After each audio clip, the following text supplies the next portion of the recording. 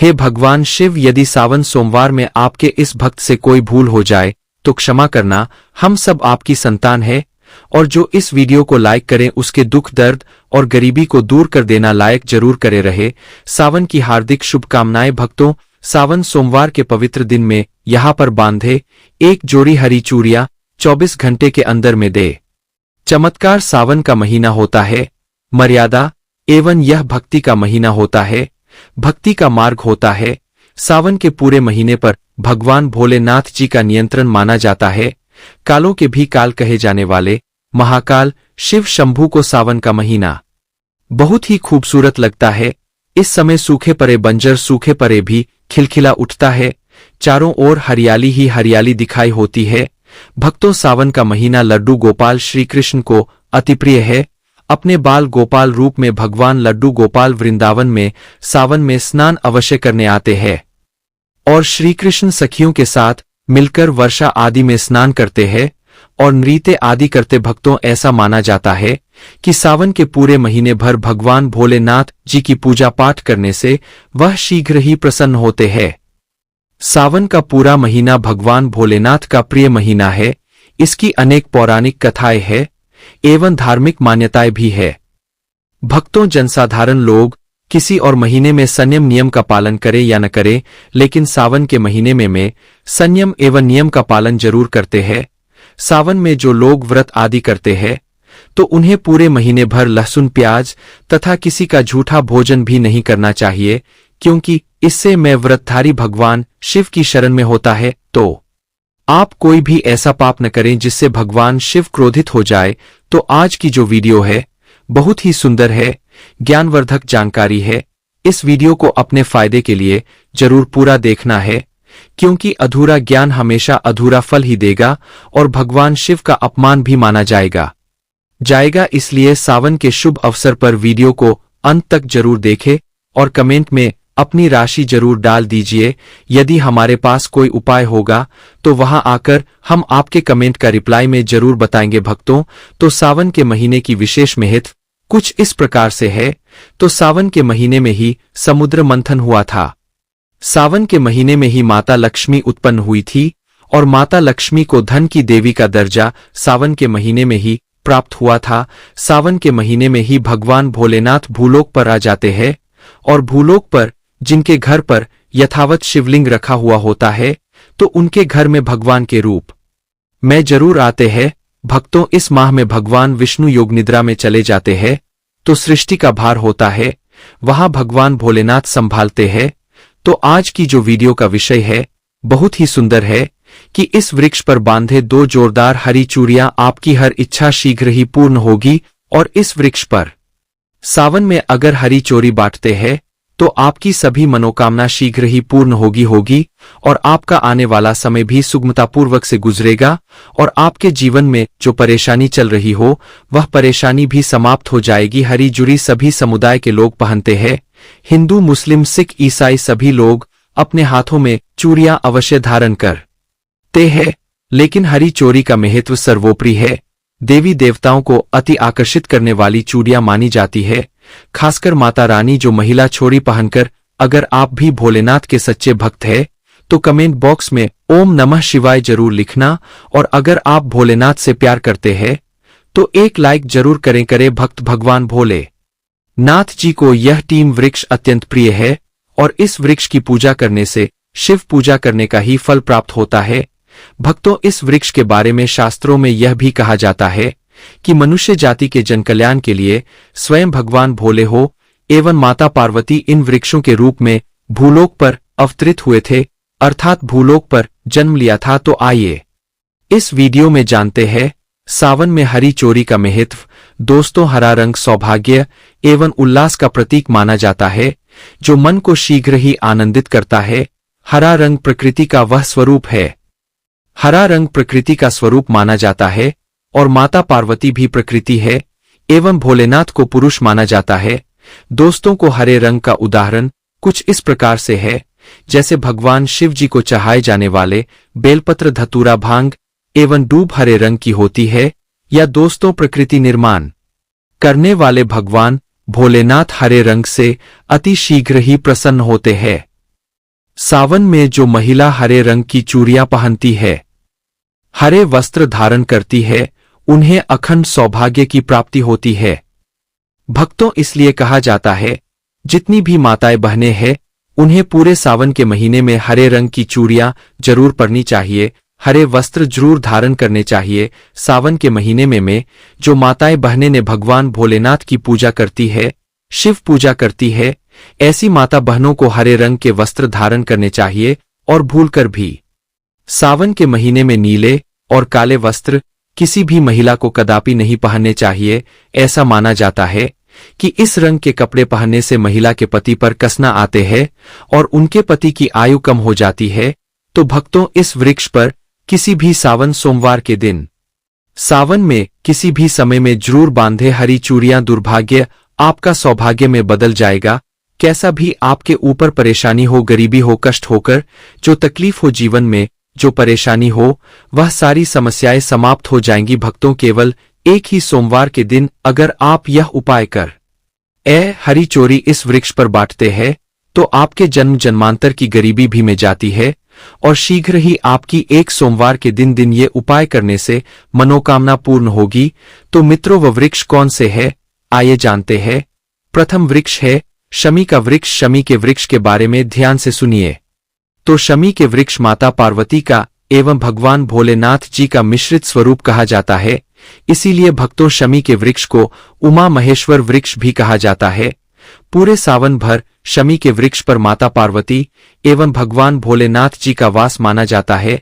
सावन के महीने में गोधूली बेला पर प्रदोष काल के समय में, अर्थात भक्तों, जब नहीं दिन हो और नहीं रात, अर्थात संध्या काल के समय में, तो इस वृक्ष को संध्या काल के समय में, गोधूली बेला में या फिर प्रदोष समय में इस वृक्ष को छूने से पाप, दोष का शव एवं परेशानियों केवल सावन के महीने में छूने मात्र से समाप्त हो जाती है। भक्तों, सावन के पवित्र महीने में अगर शमी वृक्ष की जड़ों पर कच्चा दूध डाला जाए तो भग शिव शीघ्र ही प्रसन्न होते हैं एवं माता पार्वती का ढेर सारा आशीर्वाद प्राप्त होता है। भक्तों, शमी के वृक्ष का महत्व कुछ इस प्रकार से है। भगवान राम रावण पर आक्रमण करने के पूर्व भगवान राम ने शमी वृक्ष की पूजा की थी और पांडवों ने अपने दिव्य हथियार भी शमी के वृक्ष के नीचे में दबाए थे। शमी का वृक्ष जिस घर में लगा होता है, उस घर का कल्याण हो जाता है और उस घर में सभी प्रकार के भौतिक सुख का वास माना जाता है। तो भक्तों, सावन के किसी भी सोमा मार्च के दिन में शमी वृक्ष पर उमा महेश्वर का ध्यान करते हुए 2 जोड़ी हरी चोरी एवं हरे रंग का रिबन जरूर बांधना चाहिए, या फिर हरे कलर का जो भी आपको श्रृंगार आदि मिल जाए वह आपको जरूर बांधना चाहिए, जैसे कि हरे रंग की मेहंदी, हरे रंग की बिंदी या हरी चूड़ियां जरूर बांधनी चाहिए। भक्तों, आपकी कैसी भी आपकी मनोकामना हो, वह एक ही बार में पूर्ण हो जाएगी, क्योंकि इस खास समय पर यानी सावन के समय में भगवान शिव खासतौर पर वास करने आते हैं धरती पर और शमी के वृक्ष में स्थायी रूप से वास करते हैं। शमी का वृक्ष छूने मात्र से आपकी मनोकामना शीघ्र ही पूर्ण हो जाएगा। सावन भर अगर शमी के पत्ते भोलेनाथ जी को उनकी पूजा में चढ़ाते हैं, तो इससे अष्टलक्ष्मी आपके घर में वास करती है और आपके घर में कैसी भी करीबी हो, दरिद्रता हुए, दुख हो, परेशानी हो, गरीबी होगी, बीमारी हो, सब समाप्त हो जाती है और पूर्ण रूप से आपके घर में भौतिक सुख आकर की नीम वास करने लगते हैं। भक्तों, दूसरा वृक्ष है धतूरे का वृक्ष। धतूरे का वृक्ष भगवान भोलेनाथ के उग्र रूप काल भैरव के अंश से उत्पन्न हुआ है। ऐसी मान्यता है कि शिवलिंग पर धतूरे के पत्ते या पुष्प फल चढ़ने से राहु, केतु एवं शनि के कुप्रभाव समाप्त होते हैं। धतूरे के वृक्ष पर सावन के किसी भी सोमवार के दिन अगर 2 जो श्री हरी चूड़ियां बांधे तो शत्रुओं से छुटकारा मिलता है एवं शत्रुओं का सर्वनाश होता है। और भक्तों, सावन सोमवार के दिन धतूरा का वृक्ष छूने मात्र से भगवान शिव आपके घर में दौड़े चले आएंगे। भक्तों, अगर सावन के किसी भी शनिवार के दिन धातु के वृक्ष पर बाबा काल भैरव का ध्यान करते हुए हरी चोरी अगर बांधी जाए तो घर से भूत प्रेत बाधा हाय सब नष्ट हो जाती है, भस्म हो जाती है। एवं छोटे से धतूरे की जड़ अगर घर के किसी भी कोने में छुपा दी जाए या घर में जमीन में गाड़ दी जाए तो भूत प्रेत इत्यादि के आवास घर में कभी नहीं होता है। घर से सभी बाधा शिव के पास होने से भाग जाती है। दोस्तों, तो जो तीसरा वृक्ष है वह बेल का वृक्ष। अगर भगवान शिव को बेल पत्र नहीं चढ़ाया जाए तो सावन का व्रत अधूरा माना जाता है और बिना पत्र चढ़ाए गए शिवलिंग पर जल भी व्यर्थ हो जाता है। इसलिए जब भी आप भगवान शिव पर बेलपत्र चढ़ाए तो 5 बेलपत्र के ऊपर में श्रीराम अवश्य लिखे। इससे भगवान शिव जल्दी और अत्यंत प्रसन्न हो जाते हैं। भक्तों, सावन में बेल वृक्ष छूने से कई तीर्थों का लाभ मिलता है। सावन में इस वृक्ष को क्यों होना जरूरी है जानते हैं। बेल वृक्ष की महिमा को बेल का वृक्ष मैं आप लोगों को कई बार कई कथा में बता चुका हूं कि यह जो बेल का है माता पार्वती के स्वरूप कहा गया है। तो यह वृक्ष माता पार्वती के पसीने से उत्पन्न हुआ है। स्कंद पुराण में बहुत ही स्पष्ट तरीके से बताया गया है। इसके पत्ते में शिव और डाली में पार्वती, जब में ब्रह्मा एवं तन में विष्णु जी स्वयं रहते हैं। संध्याकाल में ऐसा माना जाता है कि शिव मंदिर के समीप में जो बेल के वृक्ष है, इसके नीचे में अगर कोई भी व्यक्ति सावन में शाम के समय वैसे तो इसे डेली जलाना चाहिए, लेकिन अगर सावन के पावन दिनों में शाम के समय अगर भगवान शंकर जी का कोई भी शिव मंदिर है तो उसके किनारे में जो कोई बेल का वृक्ष हो वहां पर बिल्कुल आप एक घी का दीपक जला दीजिए। इसे बहुत ही उत्तम कहा गया है। वैसे अगर आप घी का दीपक जलाते हैं तो आपको धन गुण एवं परम शिव भक्त की प्राप्ति होती है। और भक्तों, तो इस वृक्ष को छूने से पाप तत्काल नष्ट हो जाते हैं। कैसा भी आपके जीवन में पाप हो दूर हो जाता है। तो आपको करना क्या है, देखिए जो बेल का वृक्ष है इसे बहुत ही उत्तम कहा गया है। माता लक्ष्मी को भी बेल के वृक्ष का अवतार लेना पड़ा था। एक कथा के अनुसार इसके बारे में मैं कथा भी बता दूंगा कि क्यों माता लक्ष्मी को बेल के रूप में बेल के वृक्ष में अवतरित होना पड़ा था। तो आपको सावन के पवित्र दिनों में बेल के वृक्ष के नीचे हो सके तो घी का दीपक जरूर जलाए। यह घी का दीपक पर बहुत ही उत्तम कहा गया है। अन्य वृक्षों को जैसे आपने मक्खन चराया, बताशे का भोग लगाया, बेल के वृक्ष को माता पार्वती तथा भगवान शंकर का स्वरूप ही कहेंगे। बेल के वृक्ष की जड़ होती है, इसकी जो मूल भाग होते हैं इसमें समस्त तीर्थ आकर के निवास करते हैं।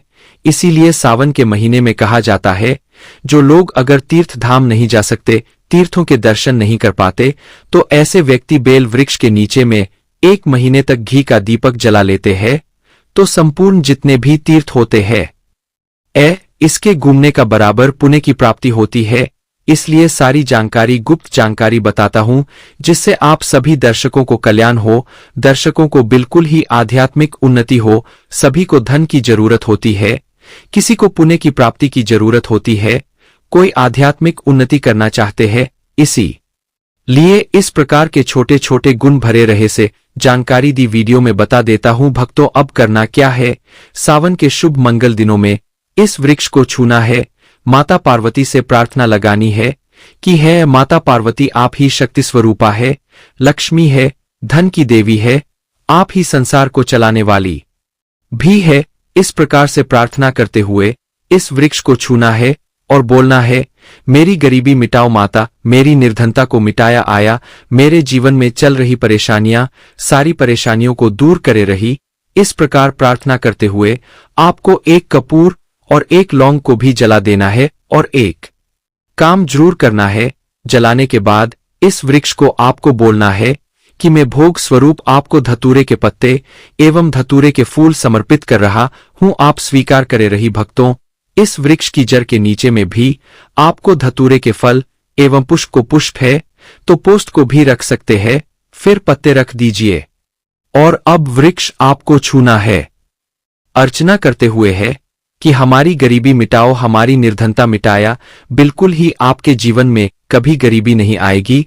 और एक प्रार्थना जरूर करना है, किसी की हाय लग गई हो, बद्दुआ लग गई हो, किसी का दोष लगा हो जिसके कारण हमारी आध्यात्मिक उन्नति नहीं हो पा रही हो, तो आप जो है हाय बद्दुआ एवं किसी का दोस्त लगा हो उसे तुरंत दूर करें।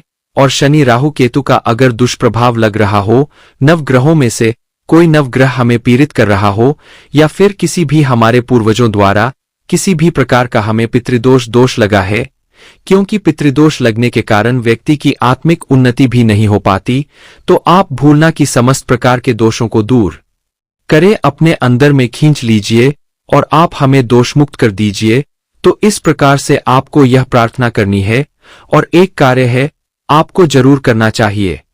आपको सावन के समय में धर्मशास्त्रों में कहा गया है, बहुत सारे लोग भी बताते हैं, हमारे गुरुजी भी कहा करते थे, सावन के दिन अगर बेल के वृक्ष की जड़ में मिश्रित युक्त मिश्री, जो मिश्री आती है खरी खरी रही, आप सभी दर्शकों को जरूर पता होगा शक्कर टाइप की होती है, तो आपको मिश्री डला हुआ दूध अगर आप इनकी जब में डालते तो ऐसा कहा गया है कि ऐसा व्यक्ति कभी निधन नहीं होता था। ऐसे व्यक्ति के जीवन से किसी भी प्रकार से अगर लक्ष्मी रुष्ट हो चुकी हूं, ऐसे व्यक्ति पर मां लक्ष्मी प्रसन्न होती है, ऐसे व्यक्ति के जीवन में धन का अभाव नहीं होता, ऐसे व्यक्ति फिर निरोग रहते हैं, निरोगी काया प्राप्त होती है। आप चाहते हैं तो यही क्रिया आया आम के वृक्ष पर भी कर सकते हैं। नियम के वृक्ष पर माता लक्ष्मी निवास करती है, समस्त दैवीय शक्ति निवास करती है। नियम के वृक्ष में अगर आप जो है सावन के शुभ मंगल दिनों में आपको एक गिलास या सामर्थ्य के अनुसार तांबे के लोटे में आपको दूध डालकर के इनके अंदर जो है अभिषेक करना चाहिए कि जग में डालना चाहिए। आपको मीठा दूध डालना है, मिश्री मिला हुआ दूध आपको चराना है, इनकी जग में डालना है और गरीबी मिटाने की प्रार्थना करनी है। या फिर जिन लोगों पर कर्ज का भार है वह लोग बोल सकते हैं कि हमारे कर्ज का भार दूर हो, या फिर जीवन में जो किसी भी प्रकार की परेशानी है वह परेशानी भी बोल दें।